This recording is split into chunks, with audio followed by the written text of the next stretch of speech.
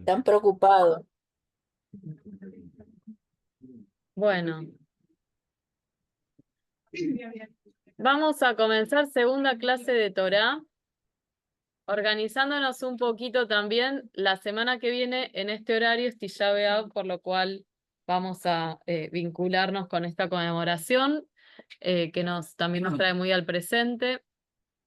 El 19 de agosto estaré en una calá, en un encuentro rabínico, con lo cual no sé si podré realmente conectarme desde ahí y decirles se conectan virtual, pero bueno, ya veremos manera de que las clases no se pierdan y el ritmo tampoco, porque tenemos mucho para ver. La vez pasada empezamos con Bereishit, empezamos con la Torá, entendiendo lo que es la Torá, entendiéndola también en el contexto de lo que habíamos visto, Kitvei Kodesh, los textos sagrados para nuestra tradición, que es toda la Biblia hebrea, el Tanaj, y que la Torá es la primera parte. Sí. Esa clasificación, vamos a eso. Perfecto. Vamos un poquito a retomar eso y el tema de hoy es, habíamos llegado a ver la creación del mundo, habíamos llegado a ver la creación del hombre y no llegamos a hacer, este es el objetivo del curso, un análisis de lo que leemos, no solamente saber qué pasó, sino ir un poquito más, una comparación entre aquel hombre creado según el relato del capítulo 1 del Génesis de Bereshit, y el hombre creado según el relato del segundo capítulo de Bereshit. Y luego hoy, y después ya empezamos a recapitular, mi intención es llegar a ver 3 momentos, recién en el inicio de la humanidad, en que, bueno, las cosas no salieron tan bien, no sé si como queríamos. Dios nos dice, nos propone algo, hacemos lo contrario, nos vuelve a proponer algo, hacemos lo contrario, y nos vuelve a proponer algo y hacemos lo contrario. Y ahora estamos mucho mejor a nivel humanidad, así que no hay problema. Pero es como, son 3 acontecimientos que tal vez no se ven en forma conjunta y que a mí me interesó traerlo hoy como para ver estos inicios de la humanidad y ya luego ingresar sí, al análisis de los Abot, los patriarcas y la historia del inicio de nuestro pueblo, no de la humanidad, que es lo que estamos viendo ahora. Vimos la vez pasada el inicio del mundo, el inicio del hombre, del ser humano y de la humanidad, vamos a ver hoy, y después vamos a avanzar con los patriarcas. Y para entonces retomar un poco la clasificación que habíamos visto, está grabándose. Al menos antes estaba... Sí, está grabándose. Sí. Vamos a tener entonces, tal vez no... Ahí, sí, algo pueden llegar a ver. Tanaj. Tanaj, en hebreo. Lo pongo en minúscula, aunque es una sigla. Y acá tenemos la palabra Torá o Torá.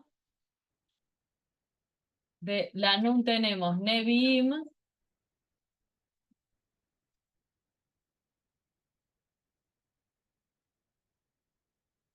Nevi'im, que si uno lo pone con la fonética correcta no debería haber una H en el medio porque es la Aleph la que está. Y Ktubim, ¿qué significa Ktubim? Escritos.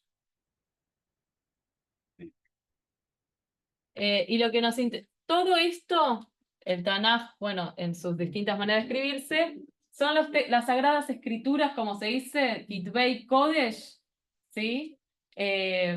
Porque muchas veces pensamos que es solo la Torá. Y es lo que es la Torá escrita, que en algún momento habíamos visto y también habrán visto con Fabián para entender el concepto de alajá, Torá escrita y Torá oral. La Torá escrita es todo el Tanaj.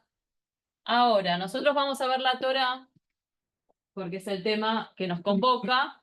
Habíamos visto también la idea de Mikra, ¿sí? Como el texto que refiere la Torá. Y la Torá se compone de 5 libros. Ahora estamos con ¿qué libro? Bereshit.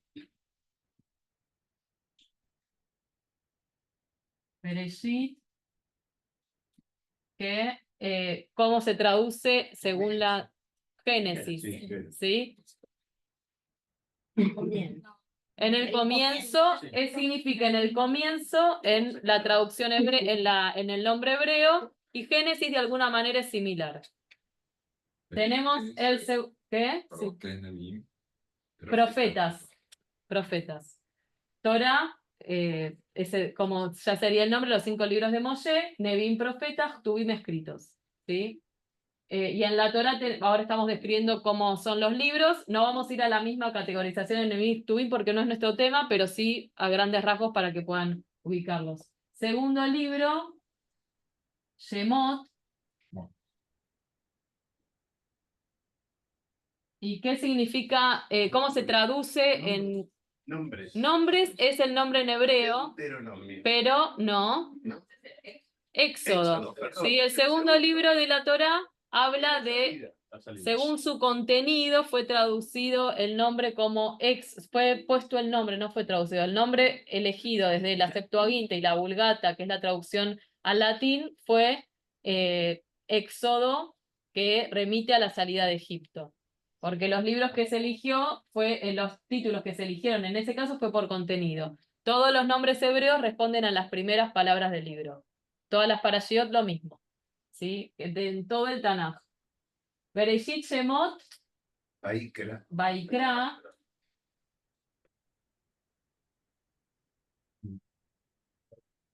Vaikra, ¿cuál es la traducción que conocemos? Levítico. Voy a ir anotándolos para que también ya. ¿Qué significa Levítico? Ahora les digo.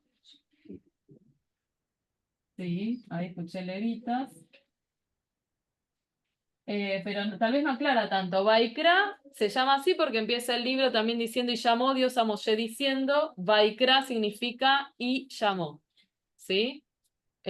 Remite a los diálogos de Dios con Moshe. Levítico, la tribu de Leví, de la cual también provenía Aarón y Moshe, pero me refiero a Aarón porque era Cohen y que eran quienes realizaban las ofrendas a Dios, los elegidos para realizar las ofrendas.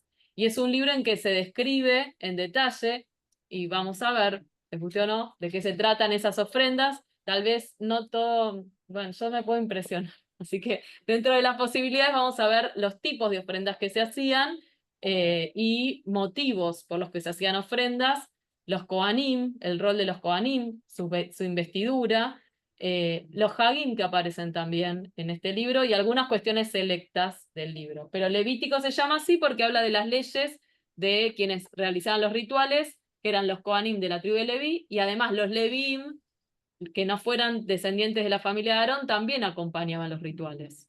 ¿Sí? Entonces refiere a lo mismo. Cuarto libro que terminamos la semana pasada. Bamidbar. Bemidbar.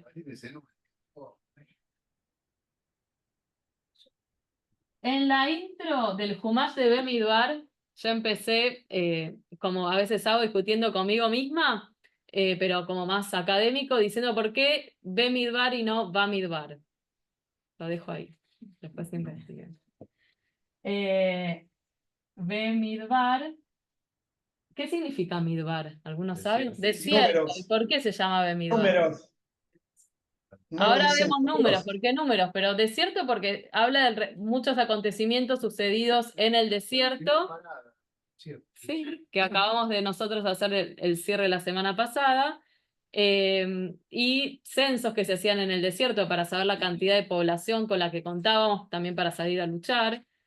Y en castellano, ¿cómo es el nombre? Que viene del latín, que viene del griego. Números. Acabo de decir por qué. ¿Por qué se llama números? Por los censos.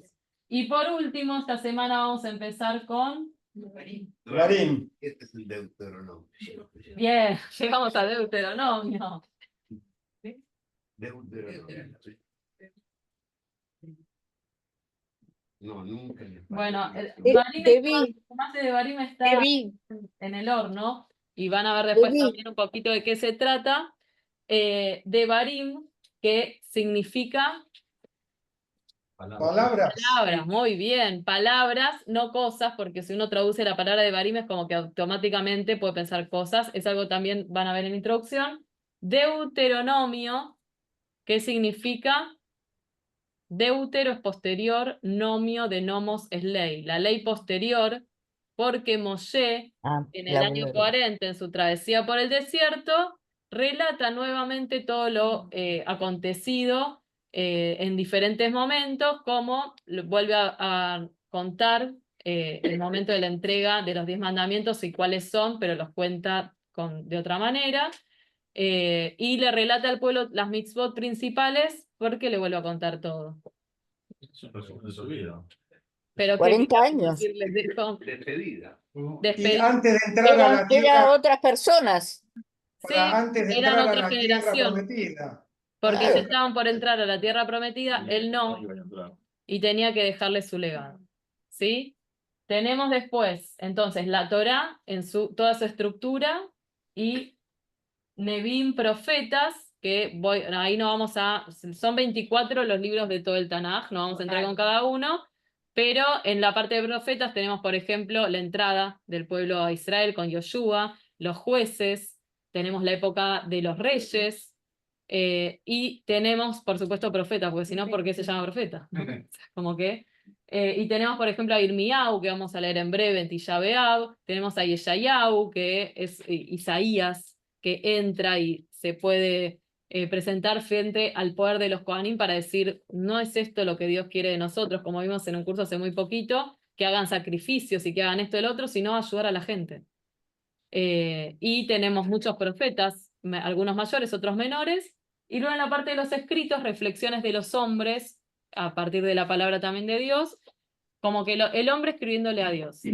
Y lo que se explica muchas veces es que la Torá es la palabra de Dios al hombre, al pueblo, los profetas, las palabras de los hombres hacia los hombres, recordándoles las mitzvot, y cerramos el ciclo con Ktubim o Ktubim, que es la palabra del hombre a Dios.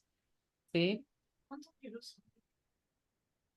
20, no, claro, dentro de Nevi'im, no me acuerdo exacto dentro de Nevi'im. En total en el Tanaj son 24. Creo que es 11 y 8 todavía. Ah, Uno, bueno, 11 y más o otro menos, sí. 5, 8 y 8. Sí, 5 Torah y después los otros sé que en total dan 24. Bueno. Comenzamos entonces, vamos a la Torah, de nada, pero creo que tu pedido sirvió para todos. Y es como un mapa que nos va a acompañar también en lo que sigue. Y vamos a ver ahora, nos habíamos quedado con la creación del hombre, con esta cuestión de imagen y semejanza. ¿Qué significa imagen y semejanza? Imagen y semejanza a Dios, ¿qué puede ser? ¿A qué nos estamos pareciendo? Dios. Sí, pero Dios no sabemos cómo es. ¿Ah?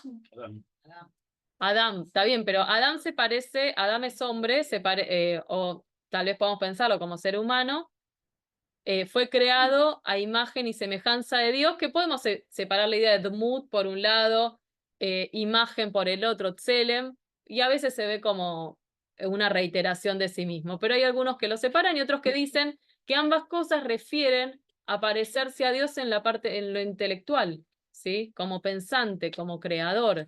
Y en eso es que Dios crea un hombre a semejanza de sí mismo.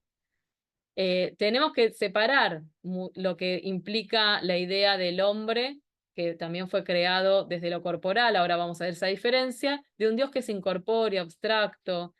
Y si bien hoy no vamos a hacer, para ya poder ir avanzando, la introducción a lo que yo les había dicho, vamos a hacer una introducción general, otro día una introducción a la Torá, otro día una introducción a cada uno de los libros, pero es importante entender que la Torá nunca habla literal, ¿sí? No nos está diciendo literalmente cada una de las cosas que estamos leyendo.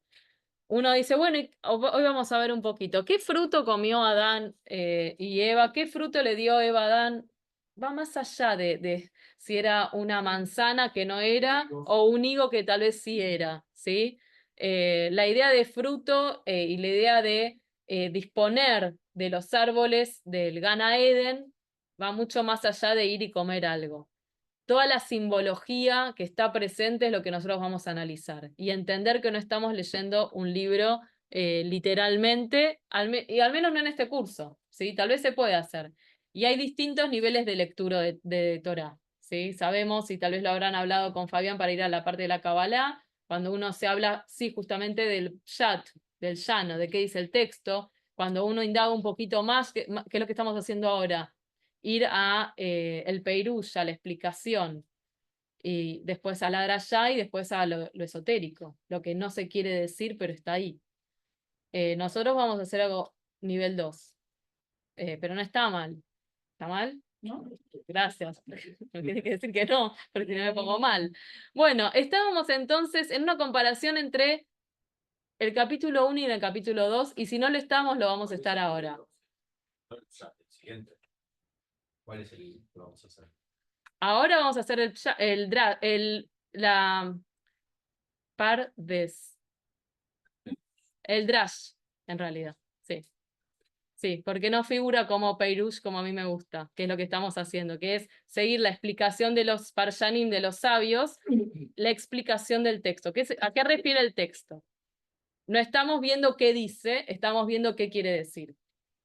Y en eso también hacemos un recorrido de qué dice, porque tendremos distintos niveles. Pero si yo quisiera hacer un qué dice, haríamos una revisión de la Torah rápido y veríamos todo lo que pasa. No me interesa eso. Y tal vez en otros en grupos de Torah sí se hace, porque tenemos que ver qué pasa en la semana. Bueno, vamos a ir a Bereshit en el capítulo 1, versículos 27 y 28.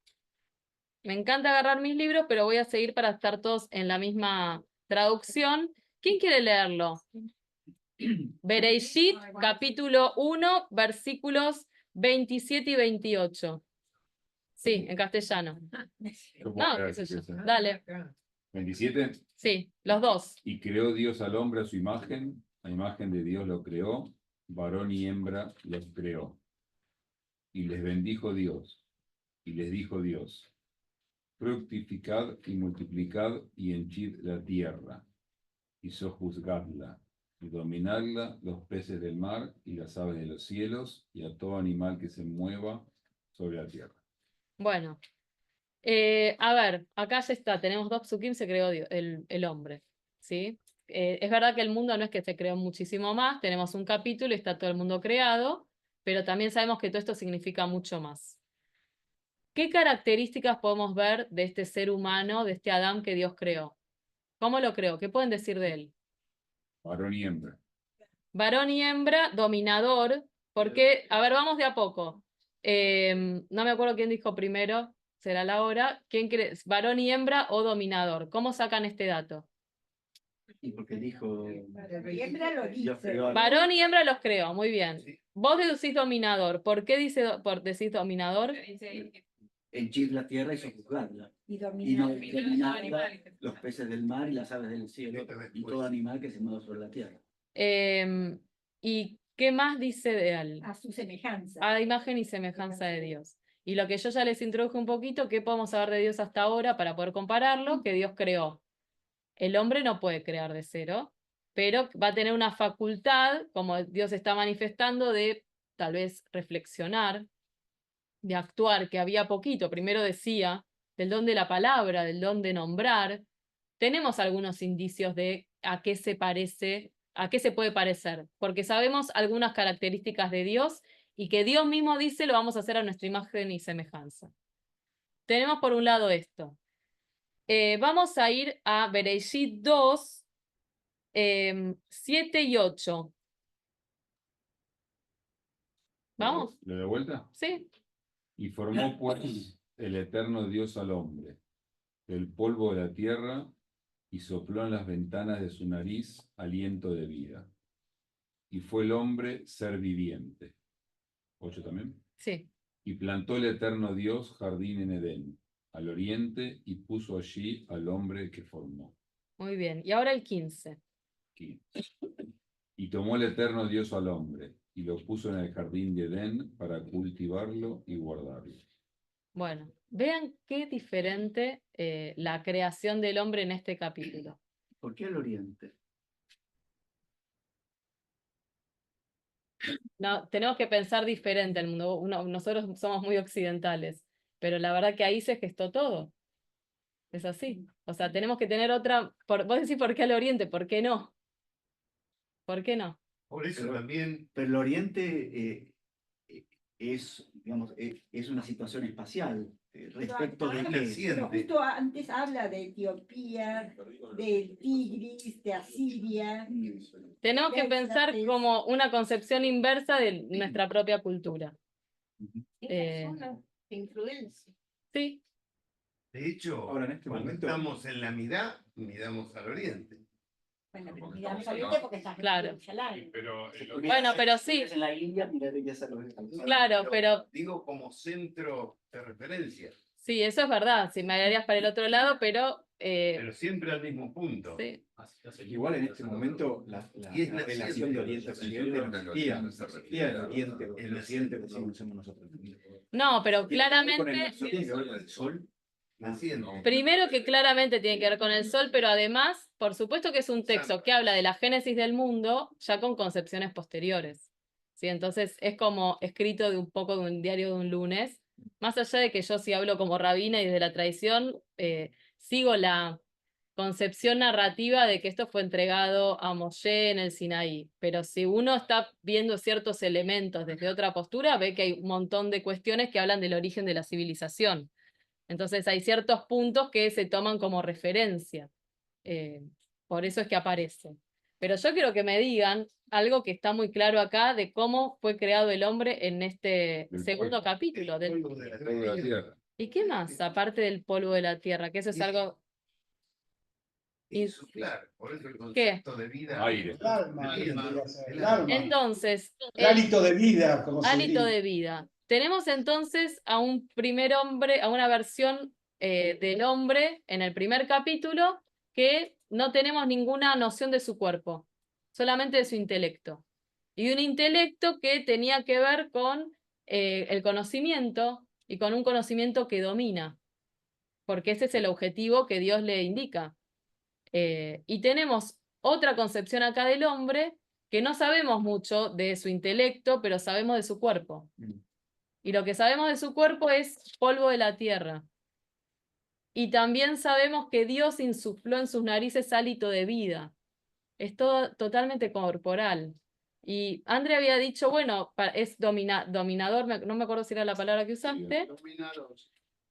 ¿Cómo es acá? ¿Cuál es la función del hombre respecto de la tierra? No, al revés, es como que lo pone. Yo creo que ahí Dios, a Un Dios le segundito que da, está hablando Vicky, Julio. Sí. Lo pone en el Edén para cultivarlo y guardarlo. Es decir, es como que él se está haciendo cargo de proteger a ese hombre. Tal cual. A la tierra. A la tierra. A la sí. tierra, de la que viene. A la tierra de la que proviene. Sí, o sea, Julio. sí, yo creo que ahí le está dando, por varias partes lo dice, como le da todos los recursos a su disposición para que los cuide. Claro, los recursos están en ambos. En un caso es para que se enseñoree por sobre los recursos, e incluso está muy discutido por qué el hombre fue creado al final. Y bueno, para que vean quién es el señor de todo esto, como que llega el gran señor y dice, bueno, este es tu reinado. Bueno, acá no. Acá ve que todo ya fue creado y que él es parte de ese mundo y que vino con la misión de preservarlo y de cuidarlo. Y ahí es muy interesante la reflexión del Rav Soloveitchik, que era rabino pero también filósofo y que escribió La soledad del hombre de fe. Después revísenlo. No digo que lo lean, pero para que tengamos en cuenta esta interpretación que les estoy trayendo, que habla de Adán 1 y Adán 2, que hace una comparación, dos estereotipos de personas que no necesariamente son aisladas, que pueden fundirse en uno mismo, ¿sí? Y si podemos ver, y sumando yo mis interpretaciones, si tenemos en el capítulo 1 de Bereshit, una creación totalmente cronológica. Si vamos al capítulo 2, va apareciendo el mundo y los ríos y la vegetación, que no sigue ese mismo orden. Si tenemos en el Bereshit 1, y ahí sí, un poco tomando de lo que trae el Rav Soloveitchik, ese Adán 1 es creado en sociedad, en una sociedad incluso que tiene como un objetivo de dominar ese mundo. Hombre y mujer los creó, son una sociedad para esa función en específica. Este segundo hombre fue creado solo y necesitaba, Dios observa que, y a mí me encanta y lo traigo en todas las predicas que puedo Rosh Hashanah, No dice está mal que esté solo, dice no es bueno que el hombre esté solo. Y el famoso que, me disculpo porque sé que lo habremos visto muchas veces, así que no va a ser el tema de hoy, vamos a hacer un Eser Kenegdo. Vamos a hacer una ayuda que sea su contrario, su complemento, su adversario, y todo eso implica diferentes parshanim intérpretes, ¿sí? Que fue creado en soledad y que después ese par se sumó y que se encontró con ese par. Porque a veces no se ve tanto el relato en que él de repente se despierta y la ve y dice, esta vez sí he encontrado un par, porque el resto de la creación no lo era. ¿Y cuál era su vínculo con Dios? En el primer caso, en el primer Adán, Dios lo crea, pero hay como una distancia. En el segundo caso, es una unión mucho más íntima a Dios, porque Dios le insufla en sus narices hálito de vida, están unidos por ese pacto de vida. Y por supuesto ni que hablar la misión, que vemos que tiene objetivos y resultados tremendos. Considerar que la tierra es para adueñarse de ella, explotarla y vivir a costa de ella, y decir, vos tenés que servir a la tierra, labrarla, cuidarla, para ser parte de ese mundo. Otros detalles que también señala, y ahí tenemos que ir al hebreo, Soloveitchik, que es la diferencia en el nombre de Dios en ambos capítulos. A ver si alguien lo encuentra.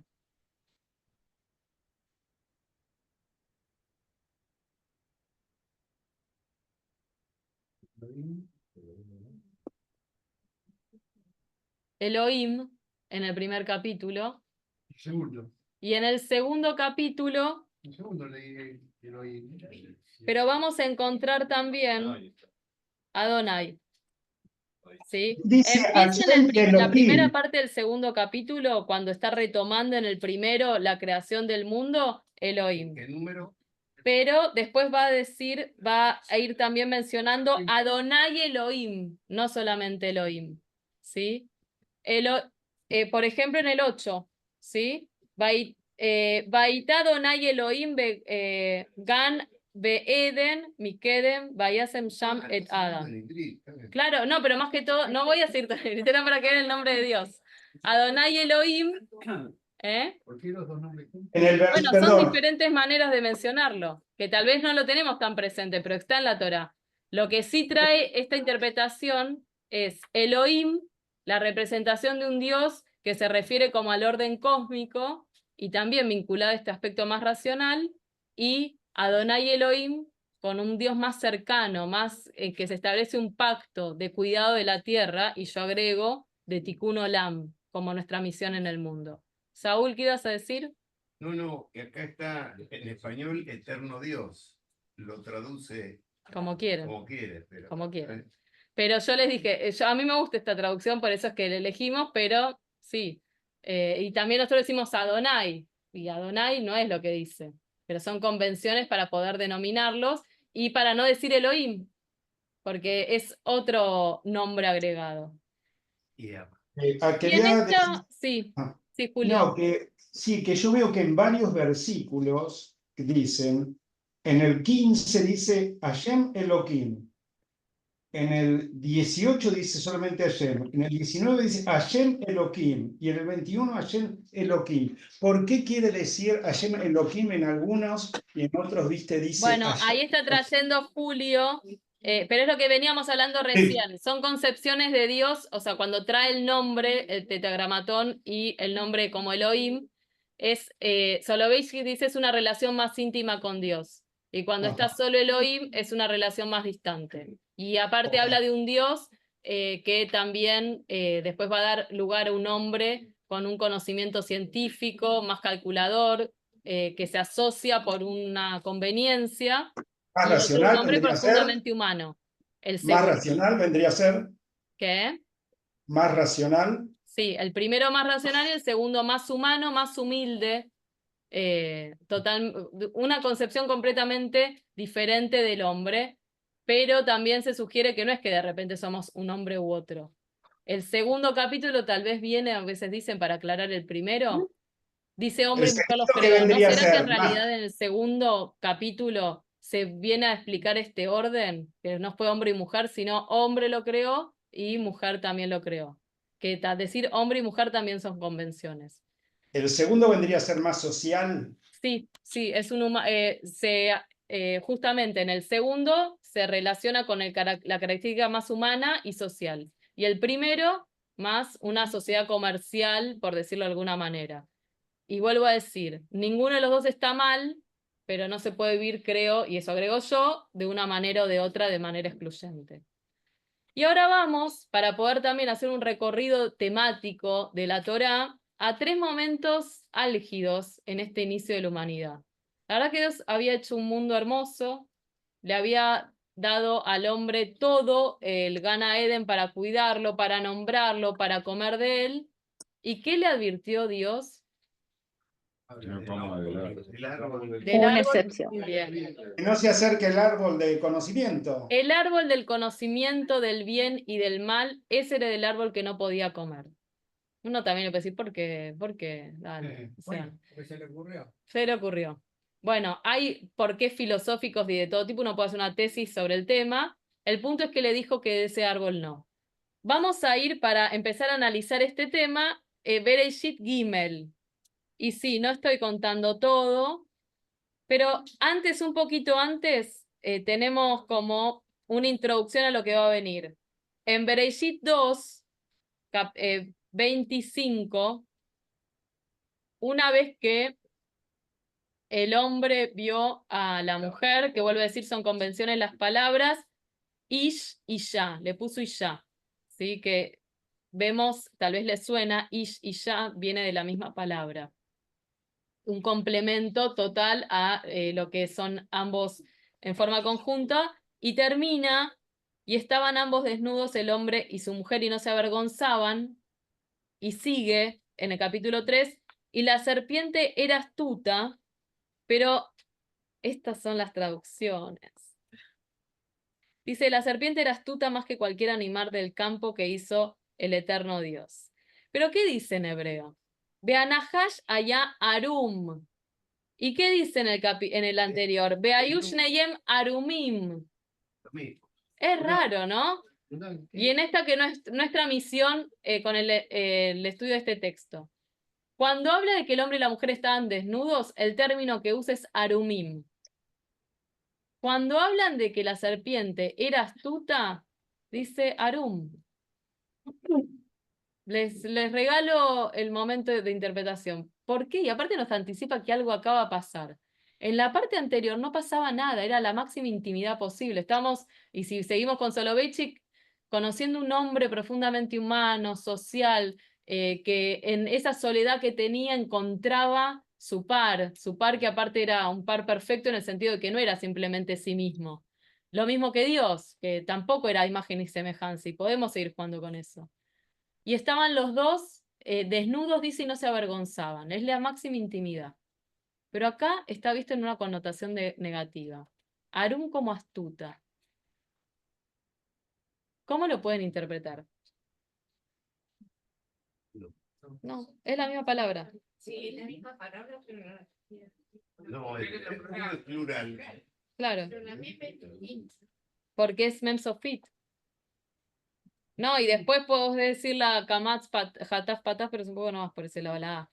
Pero es interesante cómo se retoma eso para después seguir adelante con algo que va a pasar, que no habla de la máxima intimidad, que habla de la máxima desconfianza. Pero ¿por qué relaciona a ser astuto con la exposición de la desnudez? No, Yo creo que está en la desprotección también que ellos tenían. Ellos Que puede estaban ser para un lado o para el absolutamente otro. El verse vulnerables. vulnerables. Esa me gusta más. En cambio, la serpiente en general tiene una piel gruesa. gruesa. Sí, que no es justamente desprotegida. Porque si no, Y no no podría. es, Bueno, después se arrastraba. En ese momento se considera digamos que no se la arrastraba. serpiente porque es un simbolismo de lo que de lo que actuó, pero bueno, ahí figura serpiente y dejémoslo ahí. Vamos Pero entonces a continuar con el texto. ¿Quién quiere empezar a leer acá? Y sí vamos a ver todo el episodio. Bueno, Estamos en el 3:1. y la serpiente era astuta, más que cualquier animal del campo que hizo el eterno Dios. Y dijo a la mujer, porque ha dicho Dios así, no comáis de todo árbol del jardín. Miren cómo lo dice y no está tan distinto de cómo está en hebreo, ¿sí? Dice, haz que amar Elohim, así que es como así que, no me digas, como desafiante. Y perdón, la traducción de astuta es eso, piquea, o sea, en este caso la palabra desnudez tiene que ver con viveza, con alguien que, pero no es solamente una cuestión de sabiduría intelectual de ver más allá, sino de enrollar a la gente con eso. Y bueno, les dijo eso. Y dijo la mujer a la serpiente, del fruto de los árboles del jardín podemos comer, mas del fruto del árbol que está en medio del jardín, dijo Dios, no comeréis de él, ni tocaréis en él, no sea que muráis. Bueno, y esto no sea que muráis. Sí, Se muere. Sí. Que mueran. ¿Qué significa eso? Ahora vamos a ver qué significa que comes del fruto y te vas a morir. Dios le dijo eso, que no comiera porque se iban a morir. Bueno, ¿Pero morir a qué? no, acá parece literal, pero después vamos a interpretar un poco a qué se refiere con ese, si lo comen van a morir. Y acá la mujer está contando, ¿por qué digo la mujer? Porque dice ya, ¿sí? Todavía no habla de Jabá. Sí. Pero ahí lo plantea para mí como posibilidad, no es que comes del árbol y te morís. Sí, dice, no sea que se mueran. Sí, Fíjate que la comparación entre que el conocimiento es igual a saber lo que está bien y lo que está mal. sí, No otra cosa. No conocimiento de la naturaleza, no. Es sobre la ética. la ética. La ética y vinculado con La la ética. vida. Es Pero uno lo podría que decir, está bien saber lo que está bien y está mal. a Lo cual partir de ahí se suena que escribió comer la ese Torá. fruto sería algo positivo. Eso es lo que dice a continuación. Bueno, seguimos. ¿Y qué le dice el Nahash? El 3, ¿no? Sí. Más del No, el 4. el 4. Y dijo la serpiente a la mujer, morir no moriréis. Antes bien, Dios sabe que en el día que comáis de él, se os abrirán los ojos y seréis como Dios, conocedores del bien y del mal. Y vio la mujer que el árbol era bueno para comer, y que era deseable a los ojos, y codiciable el árbol para hacerse sabio. Y tomó de su fruto y comió. Y dio también a su marido, que estaba con ella, y él comió. Y se abrieron los ojos de ambos y supieron que estaban desnudos. Y cosieron hojas de higuera e hicieron para ellos cintos. Y oyeron la voz. Momento, hasta ahí llegamos por ahora.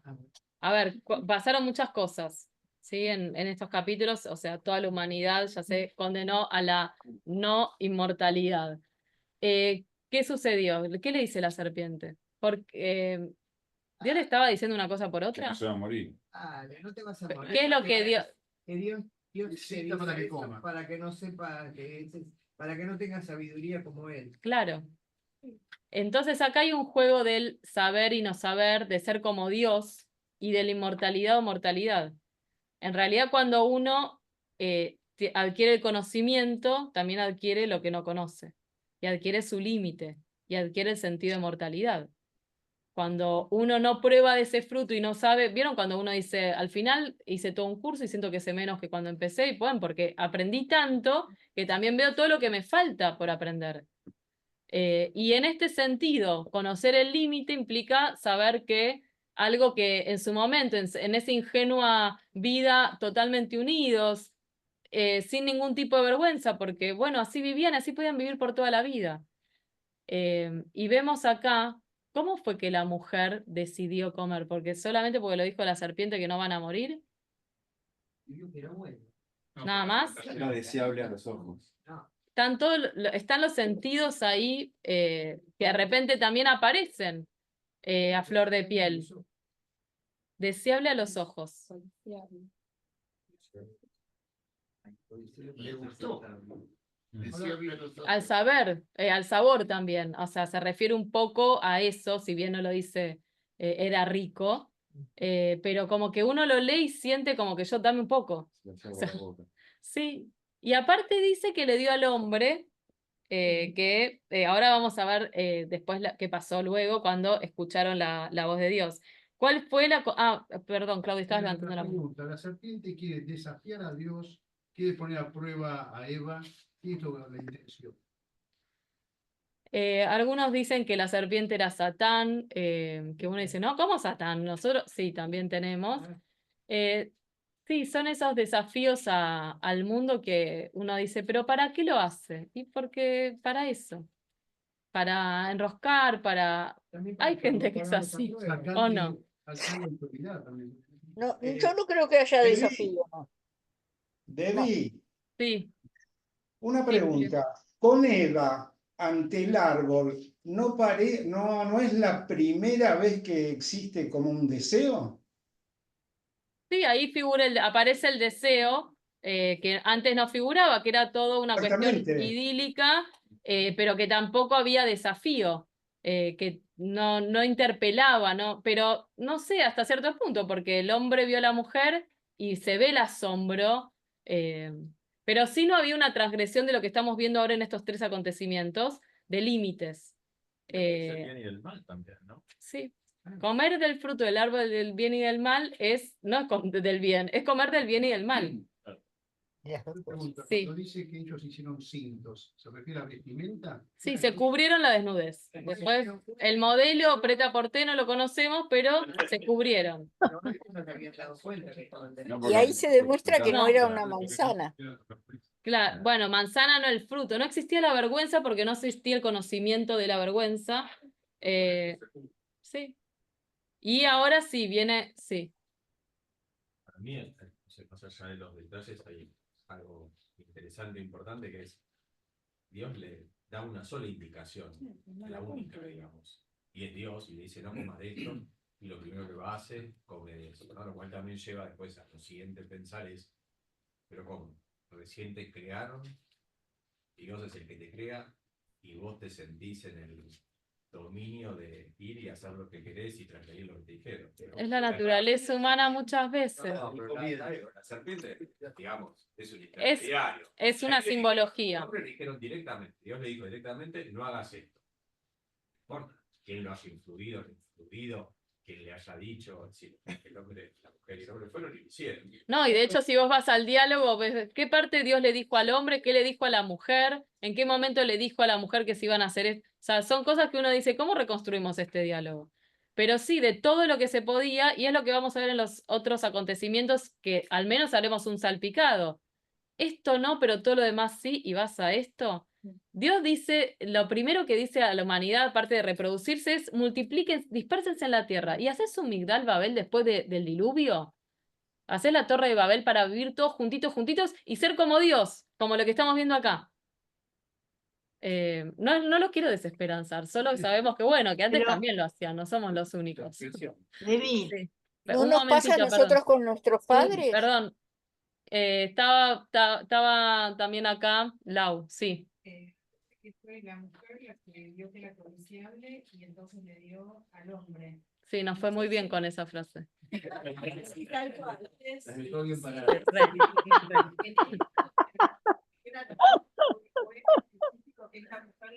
Empezaron mal. Pero de nuevo, ¿vale? Yo puedo hacer explicación y todo, pero acá la Torá dice algo, después podemos enojarnos con Elohim, con Adonai Elohim, con todo, pero eso dice acá, o con Moshe.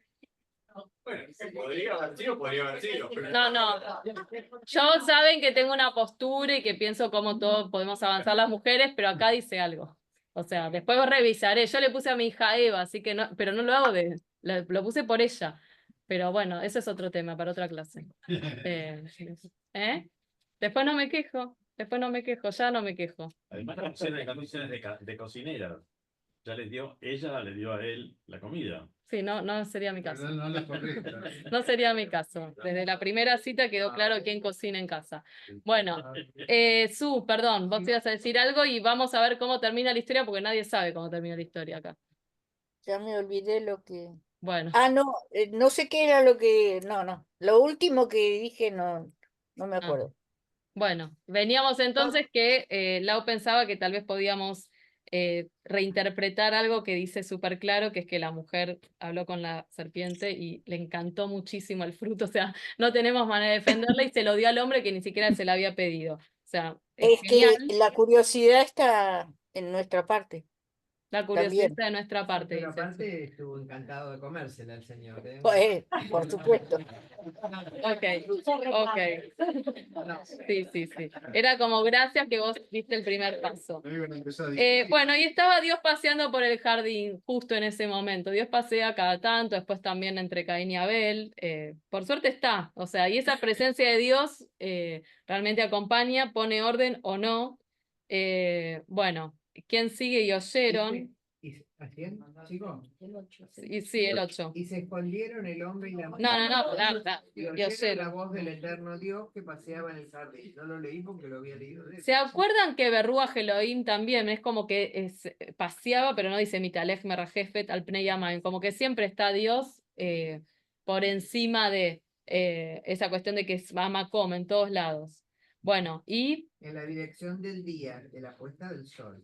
Y se escondieron el hombre y su mujer de la presencia del eterno Dios entre los árboles del jardín.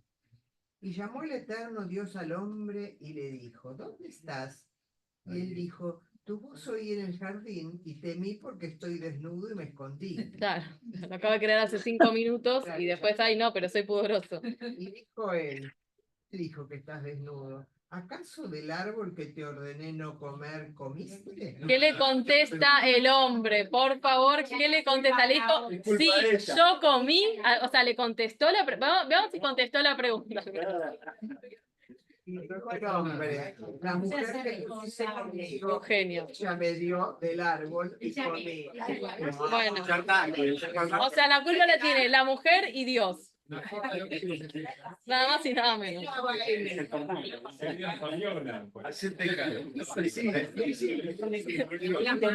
Era el cumple de Fabiola, no el mío. ¿Y cómo sigue? Porque y todo esto claramente nosotros nos reímos, pero en Rosh Hashanah volvemos a esta misma situación y en el día a día decimos ¿por qué me pasa esto a mí? O sea, no estoy diciendo que todos comimos del fruto, pero esa cuestión de me preguntan algo, sé que tengo la responsabilidad al menos de una parte, vos comiste, no le está preguntando quién te dio de comer, o sea, eso uno muchas veces da, no, pero lo que pasa es que yo estoy preguntando algo. Sí, pero no sé cuánto a veces no nos pasa a todos nosotros.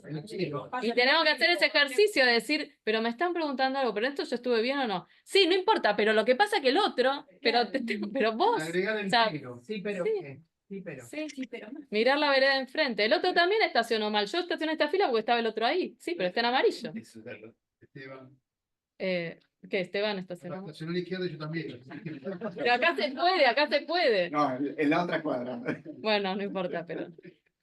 Y dijo el eterno Dios a la mujer, ¿qué es lo que hiciste? Y dijo la mujer, la serpiente me engañó y comí. Bueno, pero el hombre lo dijo primero. O sea, Y dijo el eterno Dios a la serpiente, ¿por qué Bueno. hiciste esto? Maldita serás tú, bueno, más que todo cuadrúpedo y más que todo animal del campo.